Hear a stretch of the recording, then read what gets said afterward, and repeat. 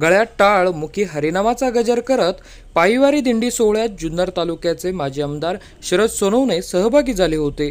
राजुरी येथील एका धार्मिक कार्यक्रमात माजी आमदार शरद सोनवणे गळ्यात टाळ मुखी हरिनामाचा जप करत भक्तिरसात दंग झाल्याचे पाहावयास मिळाले। पाहुयात याचेच काही क्षणचित्रे।